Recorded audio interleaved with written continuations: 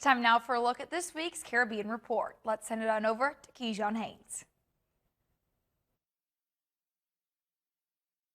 Royal Caribbean has marked the first cruise to set sail from a U.S. port following the industry suspension of service due to the COVID-19 pandemic.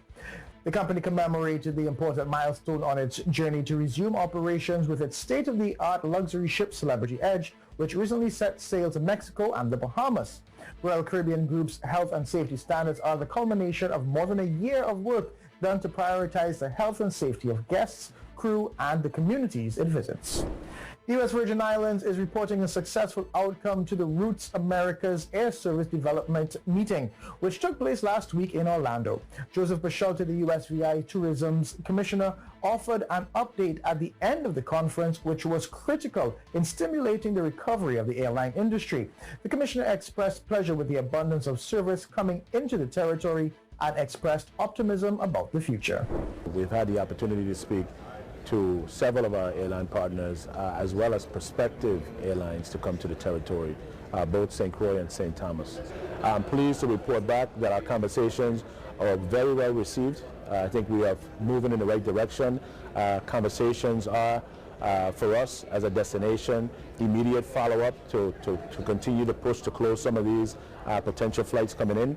We feel very good about the prospects for new lift into the territory, both from existing carriers and potentially some new carriers, based upon our conversations here at Routes. For us in the USVI, we expect to see the U.S. traveler continue to lead the way in travel as we move into the post-vaccination period. Former West Indies cricket captain DAREN SAMMY of St. Lucia is the newest member of the Cricket West Indies Board of Directors. With more than 14 years of international cricket experience, SAMMY is celebrated by many in the region and across the world as a charismatic and inspirational figure, renowned for leading the West Indies to back-to-back ICC T20 World Cup titles in 2012 and 2016. We caught up with SAMMY this week.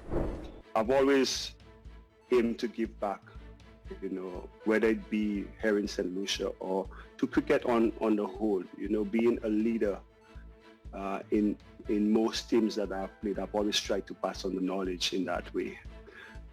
So to be appointed an independent director on the West Indies Cricket Board, where I can have an impact on the further development of West Indies cricket, the game, and help pave a way forward that will further develop our game and make it become, you know, that first love of the Caribbean people that it was when I was growing up. We have to understand what is going to ensure our sustainable success, and we focus on that. So I'm ready for the challenge.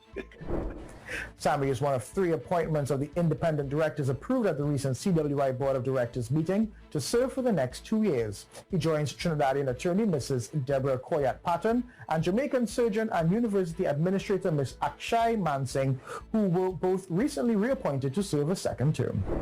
And that's our update for the week. Remember, things change, and the Caribbean Hotel and Tourism Association has a comprehensive list of Caribbean countries and territories that are opening their borders, planning to do so soon, or are changing their COVID-19 travel protocols. So if you're planning a trip, visit CaribbeanHotelAndTourism.com/COVID-19 for more details. I am Keyshawn Haynes, and this has been the Marketplace Excellence Caribbean Report.